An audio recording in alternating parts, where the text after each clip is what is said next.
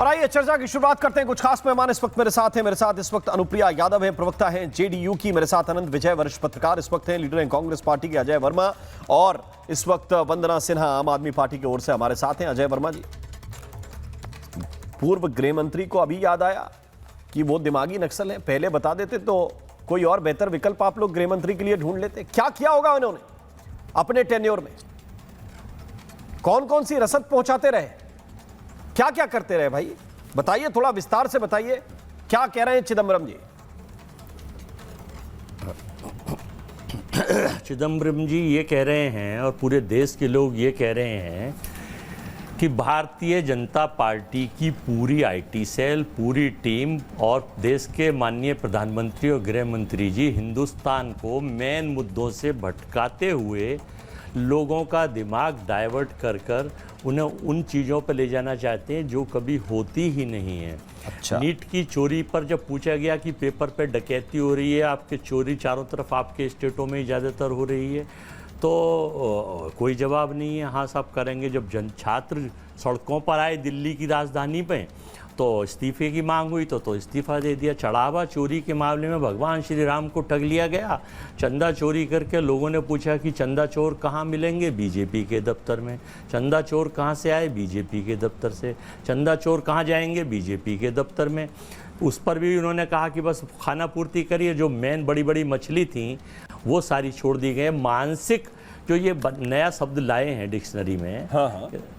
कि भाई साहब ये जो है, इनसे पूछिए मानसिक पता है कौन है? एक्चुअली में खुद हैं, ये खुद ऐसे हैं ये अपने लिए। जी, मेरी बात सुनिए। मैं देखा तिरंगे का अपमान करते। अरे सुनिए मेरी बात, 15 अगस्त को मैं ये कह रहा हूँ अजय वर्मा जी, वो आप अभी सिद्ध नहीं कर पाएंगे जिस पे आप तो जाना चाहते हैं। मैं देखिए, मैं एक बात आपसे कहना चाहता हूँ। आप क्या कह रहे हैं कि प्रधानमंत्री दूसरे मुद्दों में उलझाना चाहते हैं? मैं आपको फोटो दिखा रहा हूं, उन्होंने 74 आयरलैंड का झंडा लगा दिया, बहुत शर्मसार करा हिंदुस्तान। आपका प्रॉब्लम यह है कि आप शर्मसार करा, माफी मांगनी चाहिए। अरे मेरी बात सुनिए, आप 73-74 मिनट के भाषण में उन्होंने कहा कि कुछ दिमागी नक्सली है ना? एक शब्द बमुश्किल 1 मिनट की बात की। दिमागी सुन तो लीजिए, अरे सुन लीजिए।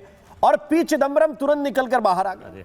उन्होंने चिदम्बरम का नाम लिया, कि कांग्रेस पार्टी का नाम लिया, किसी नेता का नाम लिया, आपकी लीडरशिप का नाम लिया। 1 मिनट में, 1 मिनट के भाषण में पी चिदम्बरम ही क्यों निकल के आए? इनको क्या है? इनको कुछ विशेष दिक्कत है? देखिए, या उनका आप कहते हैं कि दिमागी सामर्थ्य कम नहीं? का वीडियो है। अरे क्या वीडियो है? आप जिस बात को कहने की कोशिश कर रहे हैं कि बीजेपी ट्रैप बिछाती है। राष्ट्रगान चल रहा था वहां, जनगण मनगढ़, और देश के प्रधानमंत्री जनगण मनगढ़ नहीं होता है। कर रहे भारत की धरती को कलंकित क्या बोल रहे हैं आप? ऐसे अच्छे से बोलिए। राष्ट्रगान की बात कर रहे हैं। राष्ट्रगान चल रहा था रशा में भारत का। अरे राष्ट्रगान, और कौन बता रहा है? कौन बता रहा है? जो वंदे मातरम रोक रहे हैं, टहल रहे थे, जो वंदे मातरम रोक रहे हैं, वीडियो है, डाल लीजिए। जो वंदे मातरम रोक रहे हैं, रोक दो, वो बता रहे हैं। मातरम कुछ। अरे मैं पूछ रहा हूं कि पी चिदम्बरम को अगर नक्सली घोषित करना था तो थोड़े दिन पहले कर देते, या उनकी इसी क्राइटेरिया के ऊपर या उनके इसी टैलेंट के ऊपर उनको होम मिनिस्ट्री दी गई थी। एक कर्मचारी पकड़ के ले। अरे होम मिनिस्ट्री क्या इसीलिए दी गई थी उनको कि वो दिमागी नक्सल है? मुझे बताइए ना अजय वर्मा, क्या आप लोगों ने अंदर अंदर खेला है? भारत के राष्ट्रगान में देखो किस तरह से अपमानित करने का काम क्या दिखा रहे हैं आप? यहाँ ये विंडो है, मुझे पता नहीं। आपके नेता कहते हैं कि ये हमारा गाना नहीं है, हमारा गाना अलग है। उसका ऑडियो सार्वजनिक हो गया। पता नहीं उनका कौन सा गाना है और कौन सा गाना बजवाना चाहते थे, गलत बजा दिया किसी सेवा दल वाले ने, उसकी नौकरी आप लोग खा लेंगे। वो पायरेटेड क्या पायरेटेड है? आईटी सेल द्वारा कराया गया है। शाजिया मुझे बताइए ये क्या है भाई? एक बड़ी मुश्किल से मैं हूं कॉकरोच इससे दाएं बाएं हो पाए। प्रॉब्लम ये सुनते नहीं है। अरे आपकी बात ही सुनी है मैंने। सबसे पहले शाजिया जी मुझे बताइए कि अभी तो इससे उबर नहीं पाए थे और अब नई बात ये निकल कर आ रही है, मैं भी दिमागी नक्सली। ये क्या सोच है शाजिया जी? ये वही नक्सली सोच है जिसके चलते कांग्रेस के जो हमारे भाई हैं हमें बोलने नहीं दे रहे कर दिया। हर चीज में अराजकता फैलाना, बद इंतजामी करना, किसी भी तरीके को सही से नहीं चलने देना। नक्सली देखिए और दिखाइए, नुमाया कीजिए आपकी जो खास विशेषता है, दिखाइए। बोलिए। खैर चुप अजय जी। अब देखिए, नक्सलवाद जो है सिर्फ एक जंगल में बंदूक उठाए कुछ लोगों का नाम नहीं है जो नक्सलवादियत कहते हैं।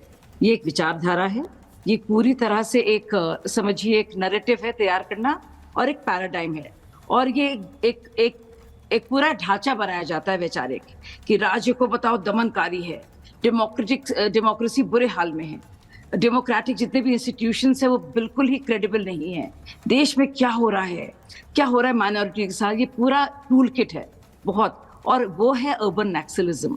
खुद तो ये लोग सामने आएंगे नहीं, लेकिन एक फोर्स तैयार करेंगे।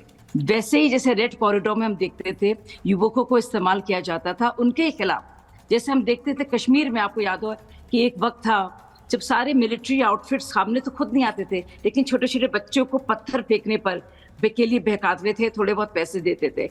वैसे ही हम देख रहे हैं कि जो ये दिमागी नक्सल है ना सोच से, तो वो जानबूझकर कैसे कभी कभी युवकों का भी इस्तेमाल कर रहे हैं सिर्फ और सिर्फ देश के खिलाफ और उनके खुद के मुस्तकबिल के खिलाफ।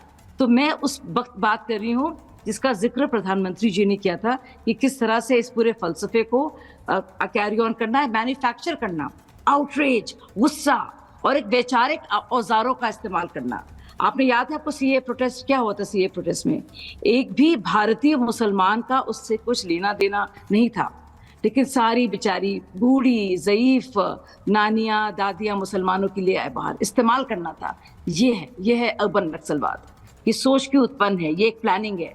फूकॉल्ट एक बहुत बड़े थिंकर हैं, उन्होंने इसके बारे में कहा है अगर किसी देश को तोड़ना है ना तो वहां पे इस तरह की बातों को, लोगों को झूठ बोलो, बहकाओ, परेशान करो, तोड़ो थोड़ी। तो ये और ये दिमागी नक्सल हैं। मैं कहूंगी अगर कुछ चिदम्बरम जी मान रहे हैं कि वो हैं, अच्छी बात है। प्रधानमंत्री जी ने कहा, उन्होंने कबूला, कोई बुरी बात नहीं है। महबूबा मुफ्ती मान रही, अच्छी बात है। आप बिल्कुल बनिए अर्बन नक्सल, पर आप युवकों का इस्तेमाल ना करें और युवक इनके बहकावे में ना आए, चाहे वो जेनजी हो या एक्स हो या जेड हो या एबीसी हो।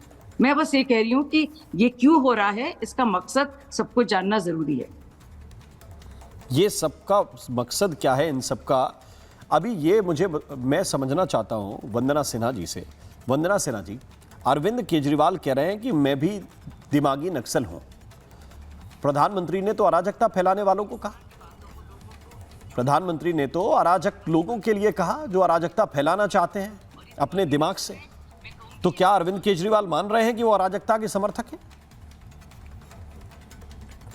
देखिए राम जी, एक्चुअली अराजकता किसको कहते हैं? वो अराजकता उसको कहते हैं जो उनसे क्वेश्चन पूछ ले, इस गवर्नमेंट से क्वेश्चन पूछ ले। अराजकता उसको कहते प्रधानमंत्री जी जो उनसे शिक्षा की बात कर ले। अराजकता उसे मानते हैं जो उनसे रोजगार की बात कर ले। अराजकता वो उनको कहते हैं जो उनसे क्वेश्चनिंग कर ले। देखिए क्या है ना कि प्रधानमंत्री जी बुरी तरीके से फ्रस्ट्रेटेड, ब्रोकन, डिसअपॉइंटेड, तो और जिस तरीके से उन्होंने भाषण में उनकी जो शिवरिंग कर रहे थे वो उनका अंडर कॉन्फिडेंस दिखाता है कि कैसे आज तक वो अपने ईगो से बाहर नहीं आ पा रहे कि इस देश के यूथ ने इतने घमंड को तोड़ते हुए यहाँ के एजुकेशन मिनिस्टर का रेजिग्नेशन ले लिया। उसके बाद मैं आपको बताऊं कि प्रधानमंत्री जी कहते हैं जी वो खुद ही ऐसी बातें कर रहे हैं कि मतलब मुझे तो ऐसा लगता है कि उनका दिमागी संतुलन भी अब थोड़ा इधर उधर हो रहा है। अब पहले एक बार वो खुद कह देते हैं कि नहीं हमारे देश के जो जेनजी हैं वो हमारे देश का भविष्य है, उनको रात में 12 बजे आकर ये बात कहनी पड़ी।